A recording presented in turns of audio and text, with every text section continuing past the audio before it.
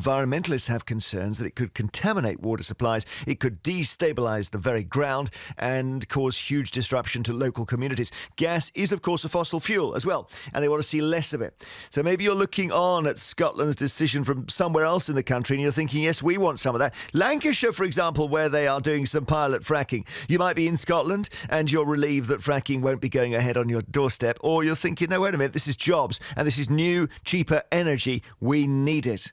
08000 288 291. Email vine@bbc.co.uk. Let's talk first to Glenn Campbell, political correspondent for BBC Scotland News. And it was an announcement yesterday, Glenn. An announcement in the Scottish Parliament, although a couple of years ago at the start of 2015 a temporary ban was put in place by the SNP Scottish Government. Since then they've been carrying out research into the potential economic, environmental and health impacts. They've also carried out a big public consultation, and having considered the results of all of that, they came to the decision yesterday that their temporary ban should continue and should continue indefinitely. They've ruled out fracking in Scotland using their planning powers.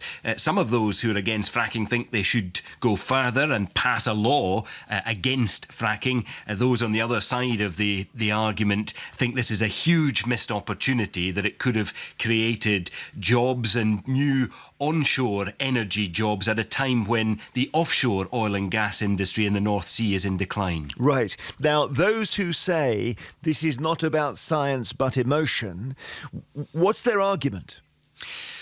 Well, they think that effectively the Scottish Government has reached its decision based on public opinion, based on the voices of those who were most outspoken, most vocal against fracking. What I can tell you is that when Nicola Sturgeon became SNP leader and First Minister, you may remember that she toured Scotland and addressed huge crowds of supporters. I'm told that during that tour, one of the most common complaints she heard were voices being raised against fracking. Certainly within her political party, there was a strong anti-fracking movement. So that is in the background to this decision, but the Scottish Government say they have considered the science such as it is available. They've also looked at their wider policy on trying to tackle climate change and produce a low-carbon future for Scotland. They say their ban on fracking is entirely in line with that. Thank you very much, Glenn Campbell, who is with BBC Scotland News, their political correspondent. Let's talk to Tom Pickering, who's with the company Ineos Shale, which I mentioned, which had hoped to be exploring fracking sites in Scotland. And we're joined as well from Friends of the Earth Scotland by Mary Church, who's in beautiful Edinburgh. Tom Pickering, first of all, you've got these licences to do these pilot fracking schemes in about, I think, 700 square miles of land. Does this mean you can't do them now? Yeah, the announcement yesterday has put a planning decision against progression of understanding that geology, and that's what we would have liked to have done, is to understand, the geology that's there and its potential to produce gas. So you had the licences and you now can't drill, is that right? That's correct. Okay, yeah. Mary Church, that seems unfair. They were all set to find some new energy. Well, I don't think it's unfair at all. I mean, we see this as a huge victory for the environment and for local communities who've been fighting fracking on the front lines of this industry here in Scotland for the last 6 years. So wherever fracking has been proposed, be it in Scotland, England, the US or Australia, it's met with enormous opposition. In Scotland, over 60,000 people responded to the Scottish Government's consultation on this issue. Now, to put that in context, that is the second largest consultation response to a consultation run in the history of the devolved Parliament. What's their main objection? But it's also the biggest number of people speaking with a single voice on an issue. Right. I mean, 60,000 out of how many people in Scotland? Well, 5 million, but most people... OK, so what's their main objection?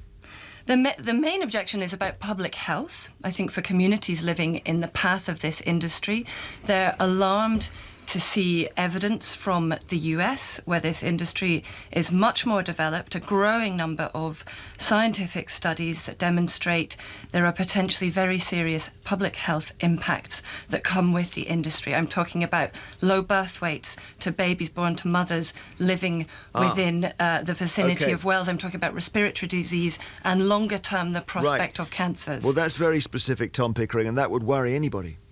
You know, naturally, we've always said this can be done safely. Indeed, the Scottish Government's own scientific report that was published, the scientists that did that work, they were clear that it could be done safely, and indeed the regulators, SEPA and others in Scotland.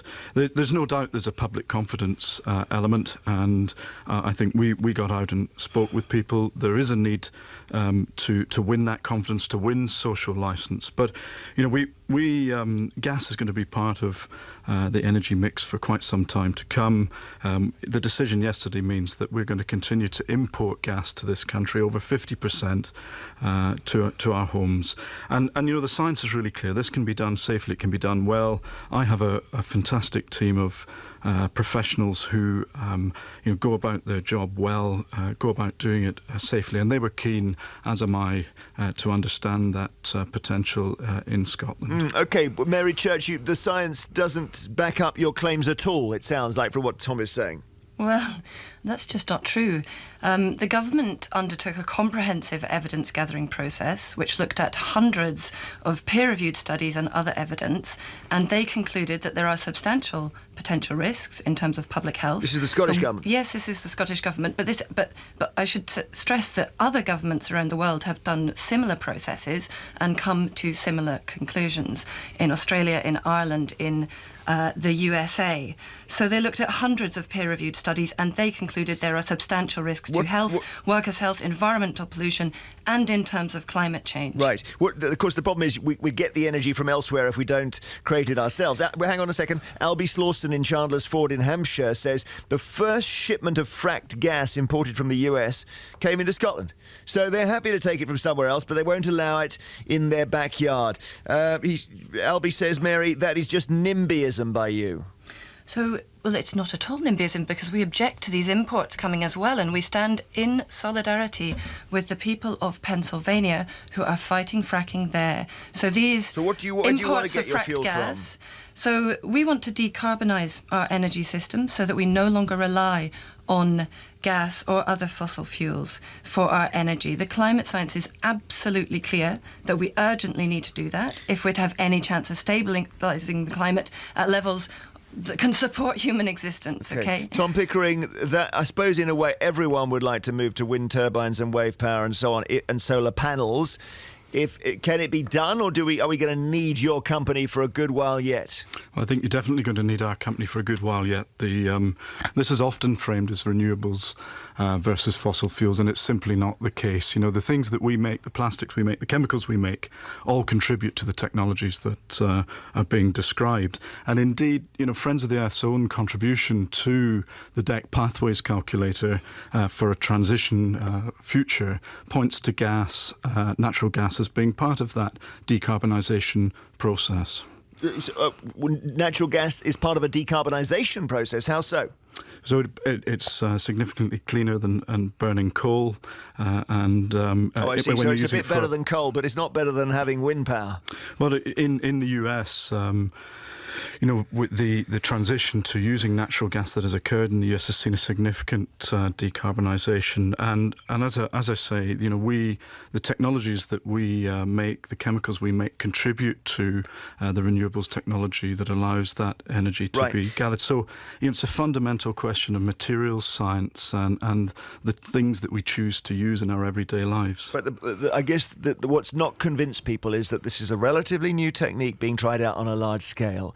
You pump something into the ground, you smash up the ground hundreds of meters down, and you change. We don't even really know what you change. You do release gas, but maybe you also disrupt the water supply, and maybe that's actually quite dangerous.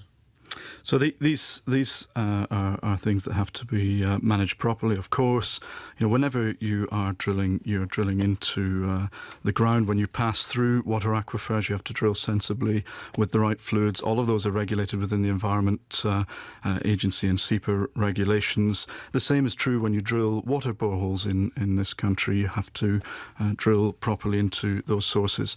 But let's put this in context. The drilling happens on average deeper than 5,000 feet beneath the ground. It's not a process of smashing, as you've just described, but rather it's the tiny opening of microfractures in which that gas is trapped, and that is the basis on which you can produce. So this can be done safely. It's being done safely in the United States. Right. Thank you very much indeed. Tom Pickering, Operations Director of Ineos Shale in Salford, who's very disappointed, as you heard, about the Scottish decision, and Mary Church, who thinks it's great, from Friends of the Earth Scotland. Yesterday, Chris Rea, live on Ken's show, played this. Some girls used to kiss and run.